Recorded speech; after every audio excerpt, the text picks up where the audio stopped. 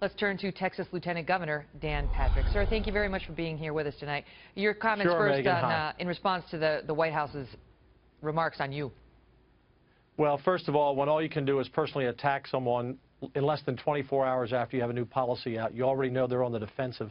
And by the way, for the record, I spent 8 years in Senate Education, was the chair of education. As Lieutenant Governor, I oversee a budget of about $40 billion, 6 million students, 1,200 school districts, and 330,000 teachers. Done more so than I know radio. a little bit about education, more than Josh or the President does. This has nothing to do, this policy, to enhance education in our country. It won't improve reading skills or math scores. It won't help kids graduate. This will do nothing but be more disruptive, Megan, to our schools. Look, I was talking to a teacher just a little bit ago, and they say, you know, we have a tough enough time with boys in the locker room and girls in the bathroom. When you start bringing in 14-year-old boys with 14-year-old girls to shower together, 7-year-old children co-mixing in the bathroom, it's going to be chaos in our schools. The President, by the way, he threatens to take away funding. Let's just have a back and forth on it. Let's just have a back and forth on it rather than just talking straight through. Because this is what the other side says. This is the reality. This is the reality of life in 2016 America, that we are now finally getting to the point where we recognize that there are trans women, trans men, trans girls, trans boys, and that they have been stifled and tortured in a way for so long that, yes, there may be some disruption in mainstreaming these kids and getting things to a place where they're accepted, but that it's for the greater good. Megan, the transgender population supposedly is around 0.3%. And by the way, every school district has handled the transgender children just fine. They make accommodations. We make accommodations in America for all types of students who come to school with all types of issues.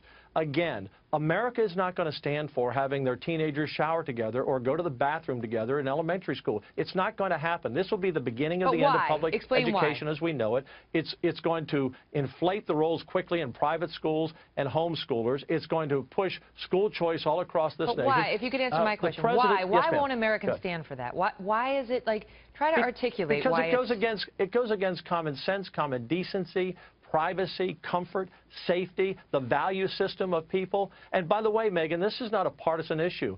In Houston, I helped fight back an ordinance that would have allowed men in ladies' rooms. And we defeated that ordinance in a Democrat city 2-1. Allow men black, in the ladies' brown, and white, Republican, rooms, Democrat, will not allow accept trans this, women in ladies' rooms? Pardon? Pardon? The ordinance would have allowed men in the ladies' rooms, or it would have allowed trans women in the ladies' rooms? No.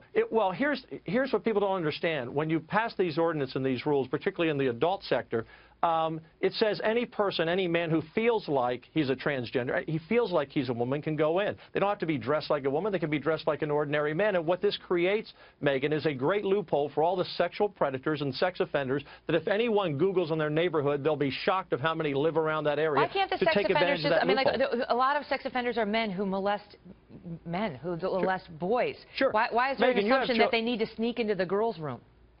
Well, and it could be vice versa, but Megan, look, I have 4 grandchildren and 2 children. I don't want an 8-year-old granddaughter walking into a bathroom with a 30-year-old man there, and no one else does. Anyone who has a grandmother, mother, a wife, a sister, a daughter, granddaughter doesn't want them exposed to that. And she would never know that this is. What if that man looks like a woman and she would never know that this is? You're missing this, and this is what people are missing. I don't think I'm missing anything.